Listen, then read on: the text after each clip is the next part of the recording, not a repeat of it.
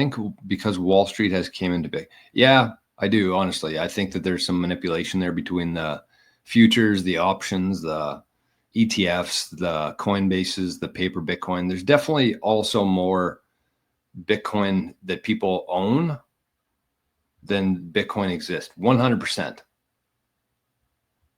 That's why I think it's so important that you actually take your Bitcoin, you take it in self-custody, you protect those keys, and nobody's going to loan out your Bitcoin if it's in your self-custody. That's for sure. And I think the more people we can get into self-custody holding their own Bitcoin, the less bullshit that will go on. Just by nature, by simple objective math. The more people that take their Bitcoin into self-custody, the less manipulation will be possible. So, but at the same time, I still feel like the Bitcoin's going to run up so high that they'll be able to just keep making paper Bitcoin because it'll be almost impossible to track everything. So good and bad news. But anyways, the point of that is that everybody should be absolutely making progress and actionable steps to taking your own Bitcoin off the exchanges into your own hands. And here's another one on that note. On the note of self-custody, and I talked about this on Rajat's episode yesterday.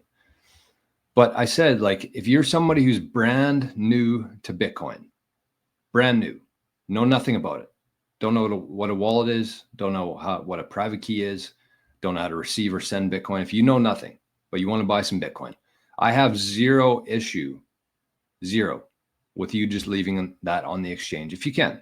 Like I use a service called Bitcoin Well, where they don't actually allow me to store Bitcoin on there, which I love as a Bitcoiner. But for new people, I have zero issue with somebody leaving on their Bitcoin on an exchange until they figure out what they're doing. I would bet my entire Bitcoin stack that more people lose Bitcoin by trying to do things too fast, creating a wallet. They don't know what they're doing, sending it to the wrong wallet, not setting a high enough transaction fee, losing their private key, losing their phone. I guarantee you, way more people lose their Bitcoin that way versus an exchange going down.